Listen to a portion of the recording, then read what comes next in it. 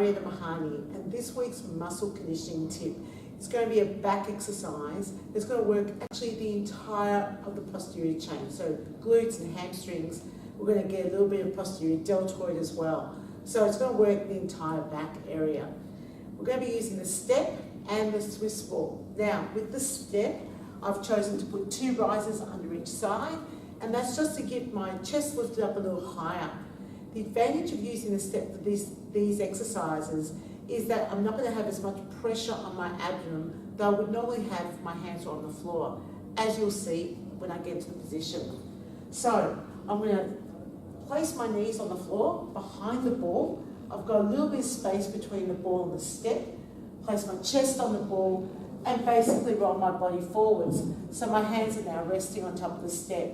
Just reposition that ball if it doesn't feel right, because what you want to do at this point is be here so that you lower your body down and lift your body up. Lower your body down and lift your body up. Now, this is a very gentle back exercise. I'm going to progress it. We're going to go up through quite a few progressions from here. So it's a good place to start with just going, how do I feel about that? And if you've got any back challenges, it's good to start where it's the easiest point. So I'm not really using my arms much. I'm actually using my back to lift my body up and down. So I'm not pushing up with my hands. Now, I'm just using my back muscles to lift me up and down. So this is the first one. And if you're a group fitness instructor, I normally do around about 2 blocks of 32. So at 1, 2, 3, 4, or you could go even slower than that. So it just depends on how comfortable you are with the speed of music and the speed of music you're using. Okay, so after doing between 8 to 16 repetitions of this, I'm going to lift right up onto my fingertips. So now I'm lifting my torso up a little bit higher. If you find that your feet start sliding on the floor, grab a yoga mat.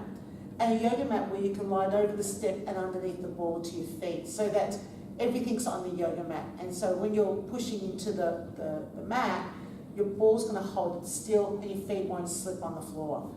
My shoes are not slipping on this great flooring that I've got here, so I'm not having any challenges with sliding backwards. Okay, so now where do we go from here? Well, we're going to start lifting up one arm. So I'm going to lift up my right arm and down, lift up my left arm. Breathe out and down. Lift up, breathe out, breathe in. And I'm also doing something else. I'm drawing in my lower abdomen in as I lift my body up. Now it feels counterintuitive because you want to push your belly hard into the ball, but I want my core muscles to activate here. So I'm lifting my pelvic floor as well as I lift my arm up off the step. So then I'm going to progress. So I'm going to start lifting up the opposite leg. So again, 2 blocks of music for that if you're an instructor. So right arm, left leg. Left arm, right leg. Right arm, left leg. Left arm, right leg. So I'm doing opposites, opposite arm to leg, which is great because this mimics the type of pattern that we do in everyday life, which is walking, right? So we go opposite arm to leg. So again, 2 blocks of music if you're a group fitness instructor, or approximately 8 repetitions. And then I'm going to make it a little bit more challenging by lifting up both arms and one leg. Both arms and one leg. And there's a little bit of a wobble now. Both arms, one leg. Lift up, breathe out, breathe in. Breathe out, breathe in. Lift up and down. So now my back muscles are really beginning to feel some fatigue. It's not a bad thing to feel fatigue in those muscles as long as you're not getting pain. Okay, so be able to ascertain the difference between the two. So where do we go from here? Well, we can go one arm, both legs. Now you'll see that I've shifted my weight slightly forwards to be able to lift up both my legs and still be able to hold it up for just a moment. So shift your weight forwards, but the other hand is gently resting on the steps. You're not pushing the hand down to lift you up, because that's a lot easier. I want my back muscles to do the work, not my arms. So I'm just resting my fingertips really gently on top of that step.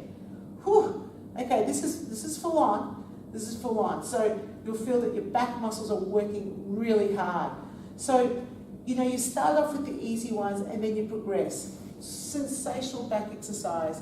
You'll feel all of your rectus spinae muscles working, which is exactly what you're after. And the step helps with lifting the torso up a little bit more. So basically you've risen the floor and it makes it more comfortable to lie over the ball with. And that's this week's muscle conditioning tip.